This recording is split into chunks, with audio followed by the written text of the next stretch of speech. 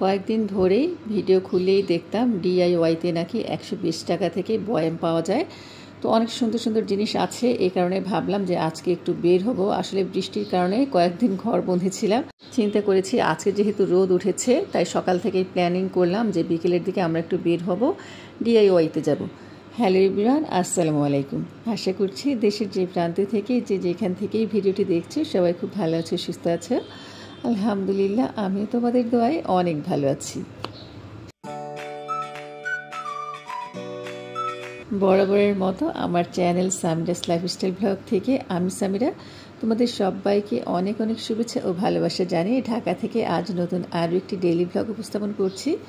আশা করছি আজকের ভিডিওটা তোমাদের খুব ভালো লাগবে। আর আজ হচ্ছে শুক্রবার, এখন হচ্ছে সকাল 10টা। শুক্রবার দিন বাচ্চারা একটু বেশি ঘুমায়, সাথে আমি একটু বেশি ঘুমাই সবসময়। খালা এসে কাজকর্ম করে দিয়ে গিয়েছে, এখন মেয়েদের জন্য নাস্তা বানাচ্ছি। চিকেন বল নিয়েছি, একদম আর কি বরফ হয়েছিল, তোমরা দেখতেই পেলা। তো এটা কিন্তু খুব শর্টকাট একটা নিয়ম, দেখা যায় একটু যদি আমরা মাইক্রোওয়েভে জাস্ট 30 সেকেন্ড বা 1 মিনিটের মতো গরম করে নিই, খুব সহজে কিন্তু নরম হয়ে যায়। এরপর হালকা একটু ভেজে নিলেই হলো। তো 2 মেয়েকে দিয়েছি নুডলস, সাথে দিয়েছি একটি করে ডিম আর হচ্ছে চিকেন বল। এরপরে দুপুরে রান্না বাড়ার জন্য চলে আসছি। রান্না বসিয়ে দিয়েছি, ভাত আর ডাল। আর আজকে রান্না করব মুরগির মাংস। আসলে এমনি তো বাচ্চারা মাংস ছাড়া কিছু খেতে চায় না, তাছাড়া শুক্রবার হলে আমারও মাংস না খেলে ভালো লাগে না। তো এক চুলায় ভাত বসিয়ে দিয়েছি, আর এক চুলায় দুধ জাল দিয়ে নিচ্ছি। দুধওয়ালা দুধ দিয়ে গেছে। আর তোমরা দেখো চুলার পাশে কতগুলো ম্যাচ রেখেছি। ম্যাচের কথা বললেই মানে আমার মেজাজটা খারাপ হয়ে যায়। এই একদিনে 3টা-4টা করে ম্যাচ বের করতে হয়। তো দেখা যায় কি 1-2টা কাঠি ব্যবহার করার পরেই না কাঠিগুলো কেমন নেতিয়ে যায় আর মানে কাজ করে না। এই জন্যই প্রত্যেকটা ম্যাচ চুলার পাশে রেখে গরম করলাম। এই প্রোডাক্টে যে কোটের মধ্যে একদম টাইট করে রেখে দিলাম চুলার পাশে। এতে করে কিন্তু ম্যাচগুলো আর কি শুকনো থাকবে, ভেজা ভেজা ভাব থাকবে না। গাঁটি ছড়ে এনেছিল আর ঘরে ছিল কাঁঠালের বিচি। তো আমার বর বললো যে কাঁঠালের বিচি ভর্তা করো না কেন? আসলে ভর্তাটাই আমরা পছন্দ করি, কাঁঠাল খেতে অত একটা পছন্দ করি না। তো কাঁঠালের বিচি আর গাঁঠি সিদ্ধ করে নিলাম।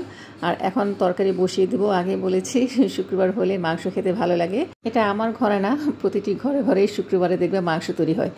তো আজকে রান্না করব হচ্ছে লাল মোরগ।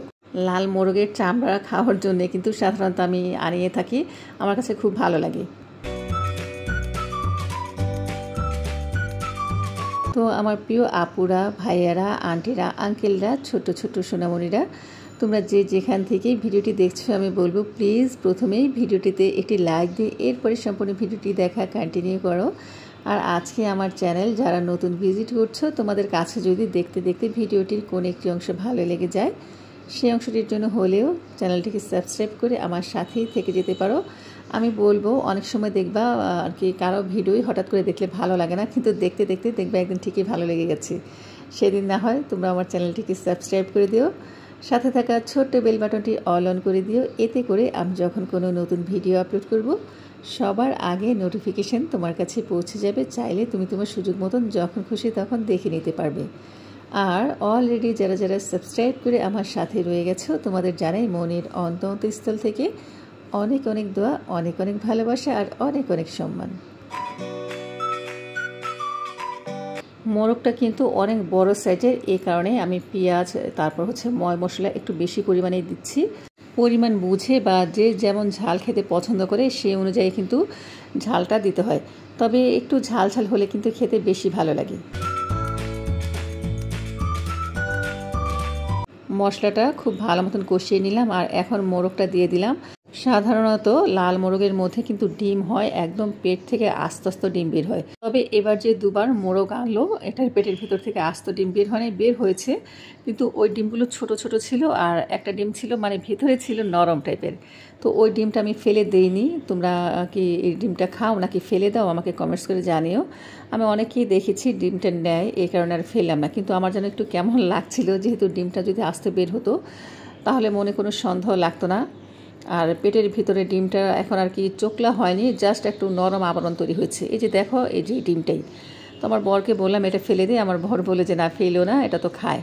এই কারণে ওর কথা মতো আমি খুব সুন্দর মতন ধুয়ে নিয়ে নিয়েছি। আর মোরগটা কষানোর পরে লাস্টের দিকে দিয়ে দিলাম যেন ডিমটা ভেঙে না যায়। আর এদিক দিয়ে আমি ডাল বাগার দিয়ে নিলাম। আজকে সিম্পল রান্না বাড়া, ডাল, মাংস আর হচ্ছে ভর্তা। তবে এই সিম্পল খাবারটাই কিন্তু অনেকের কাছেই অসাধারণ লাগে, বিশেষ করে আমাদের কাছে।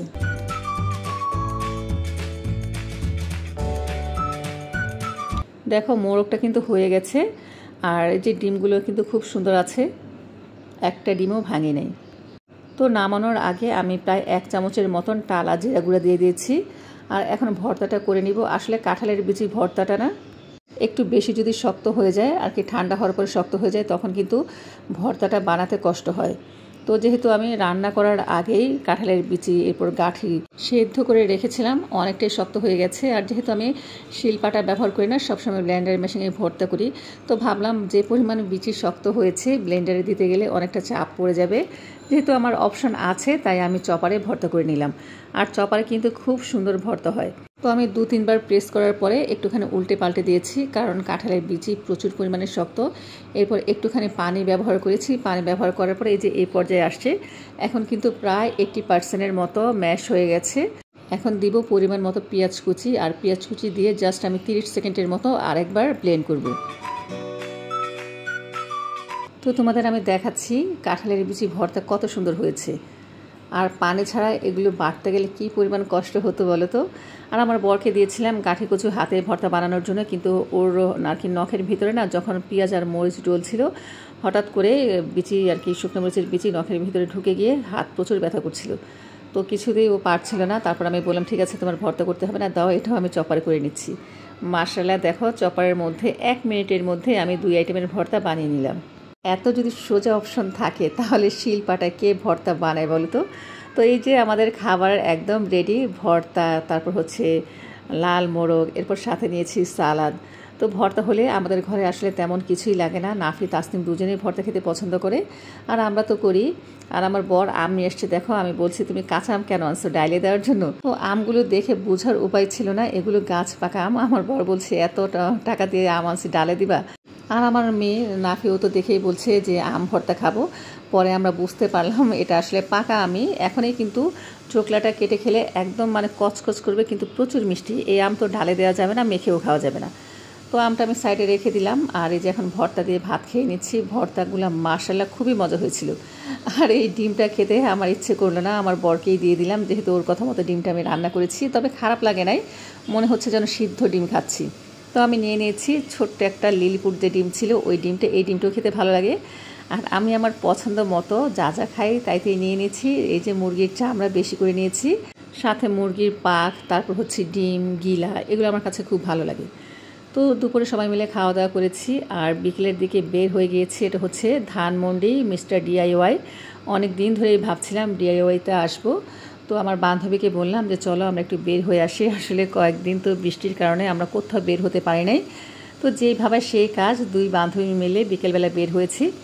আর ঢুকেই দেখো প্রথম যে শাড়িটা সেখানে দেখতে পেলাম বলগুলো। এই বলগুলো কিন্তু প্লাস্টিকের, মানে ফোল্ড করে রাখা যায়, ভালোই। তবে যারা প্লাস্টিক পছন্দ করে তাদের জন্য তো এটা বেস্ট অপশন, এই DIY। এখানে অনেক ধরনের কালেকশন আছে।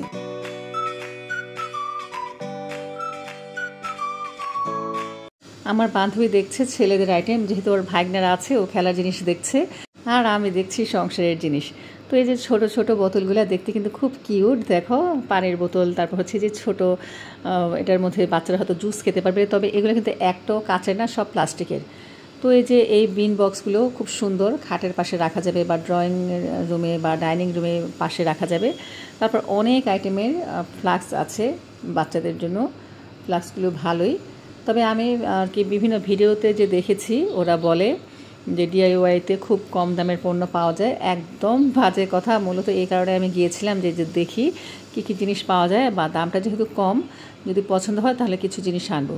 কিন্তু প্রতিটি জিনিসেরই দাম খুব বেশি, আর খুব কম জিনিস আছে যেগুলো কিনা 100 টাকা করে। এই যে ছোট ছোট যে বোতলগুলো তোমাদের দেখিয়েছি, ওই বোতলগুলোই মূলত 100 টাকার মতো ছিল। তো এই ঝুড়িগুলো কিন্তু বেশ ভালোই। ওই যে আগে বললাম যারা প্লাস্টিক পছন্দ করো তাদের জন্য কিন্তু খুব সুন্দর অপশন এই DIY। এখানে অনেক কালেকশন পাওয়া যায়। এই যে এই বক্সগুলো কিন্তু খুব ভালো, আমার কাছে ভালো লেগেছে।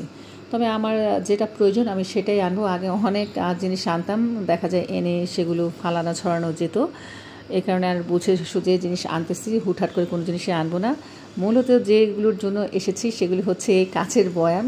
কাচের বয়ামের অ্যাড দেখেছিলাম আমি ভিডিওতে, সেটা দেখে এখানে আসলাম। কিন্তু ভাই রে ভাই, আমি তো এসে অবাক, এত দাম! কোন পাগলের কথা শুনে যে আমি আসলাম তার ভিডিও দেখে। এখন যদি তার আইডিটা আমার মনে থাকতো না তাহলে যাই তাকে যা বলতাম।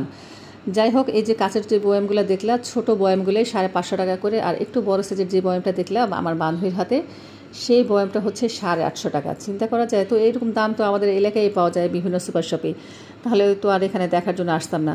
তবে এখানে অনেক কালেকশন আছে, নিজেদের পছন্দ মতো নেওয়া যায়। আমার বান্ধবীও কিছু কিছু জিনিস নিয়েছে, ওর ভাইগনাদের জন্য জুস পট, তারপর হচ্ছে পানির ফ্লাক্সের মতো সেগুলো, এরপর হচ্ছে একটা ফুলের টপের মতো। আর আমি এখন শুধু দেখেই যাচ্ছি, আগে দেখব, পুরোটা শপিং মল ঘুরবো, এরপরে কিনবো। এই চালনিটাও খুব সুন্দর, যারা চিকেন ফ্রাই ফ্রেঞ্চ ফ্রাই ভাজতে চায় তাদের জন্য খুব ভালো। প্লাস্টিকের এই যে বলগুলো, এগুলো আমার কাছে ভালো লেগেছে, ফলের ঝুড়ির মতো, তবে দামগুলো কিন্তু প্রতিটারই খুব বেশি। এখানে এই আর কি এই ডিজাইনের 2টা প্লেট আছে, এই যে এই একটা ডিজাইন, আরেকটা হচ্ছে বাটির মতো ডিজাইন, দুটোটা প্লেটের ডিজাইনে আমার কাছে খুব ভালো লেগেছে। তো বন্ধুরা চলো কথা না বলে কি কি আছে তোমাদের এক ঝলক একটু ঘুরে ঘুরে দেখাই।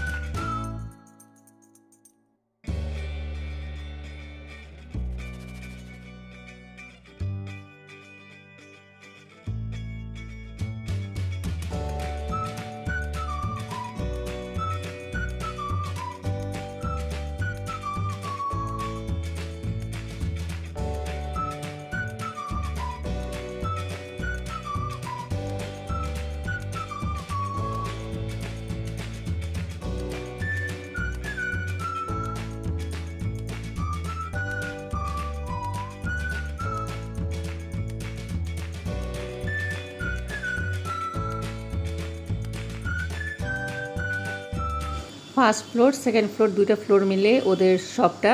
তো ফার্স্ট ফ্লোরের দিকে সব প্লাস্টিকের জিনিস, আর এই যে সেকেন্ড ফ্লোরে এখন আমরা আসছি, এখানে বাচ্চাদের বই, ড্রয়িং বুকস, তারপর হচ্ছে বিভিন্ন মেকআপ আইটেম সব কিছু আছে। এই যে পাউচ ব্যাগগুলো, এই ব্যাগগুলোর কিন্তু প্রচুর দাম। মিনিমাম রেঞ্জ হচ্ছে 850 টাকা থেকে শুরু, 1500 2000 করেও আছে। তো সিম্পল এই ব্যাগগুলো যদি এত টাকা দাম হয়, তাহলে DIYতে কীভাবে কম দাম হলো।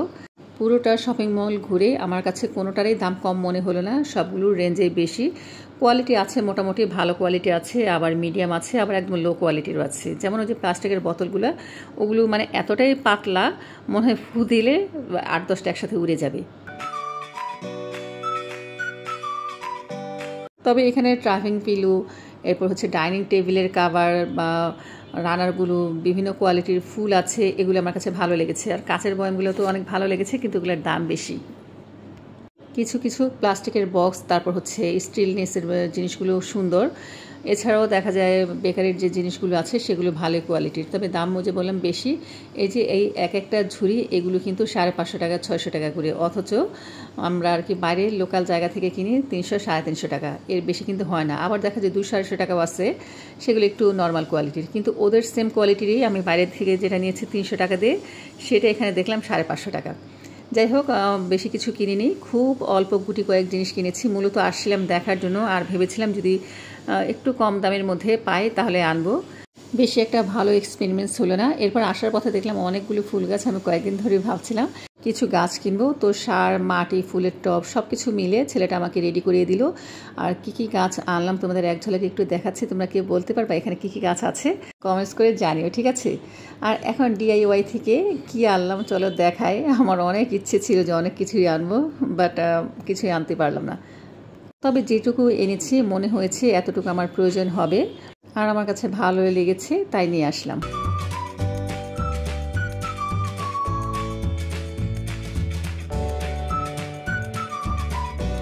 প্রথমে এনেছি তাসনিমের জন্য একটা টিফিন বক্স। আমার ঘরে যে বক্স কত আছে হিসেব নেই, আর এই বক্সটা সাদা কালার, ট্রান্সপার, খুব ভালো লাগলো, নিয়ে আসলাম।